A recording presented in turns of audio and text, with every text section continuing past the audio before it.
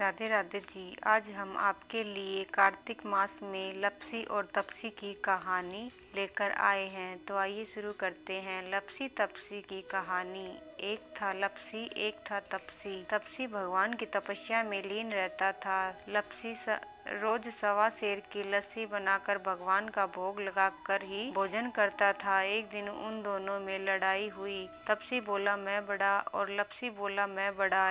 इतने में आ गए नारद जी। बोले भाई क्यों लड़ रहे हो? वे बोले हम में से कौन बड़ा है? नारद जी ने कहा इस समय तो मुझे जल्दी है, कल बताऊंगा। और वह यह कहकर वहां से चले गए। दूसरे दिन नारद जी आए तो उन्होंने एक एक कीमती रत्ने जड़ित अंगूठी उनके आगे डाल दी। तपसी ने झट से अपने घुटने के नीचे छिपाया और सोचा कि आज लपसी की सारी हैकड़ी निकाल दूंगा, खूब धन मिलेगा, जिससे यज्ञ करूंगा और अपने आप ही बड़ा बन जाऊंगा। लपसी ने रतन जड़ित अंगूठी देखी और विचार किया कि इसे पास रखूंगा तो कोई आकर गर्दन काट देगा और ले जाएगा। ऐसा विचार कर उसने उस अंगूठी को फेंक दिया। नारद जी आए और लपसी तपसी ने पूछा कि बताओ हम में से कौन बड़ा? तब नारद जी ने कहा कि तपसी तेरा घुटना उठा, नीचे क्या है? तपसी ने घुटना उठाया तो 1.25 करोड़ की अंगूठी निकली। नारद जी बोले कि इतना भजन भाव करके भी तेरे मन से चोरी नहीं गई, तेरे से तो लपसी ही बड़ा है। तब तपसी बोला कि महाराज यह आदत कैसे छूटे और पाप कैसे उतरे? तो नारद जी बोले कि कार्तिक महीने में स्त्रियां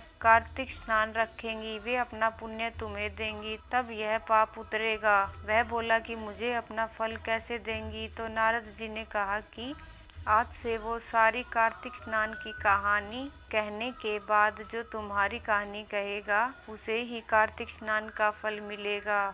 भोजन कराकर या सीधा देकर दक्षिणा न देगा तो उसका फल तुम्हें होगा।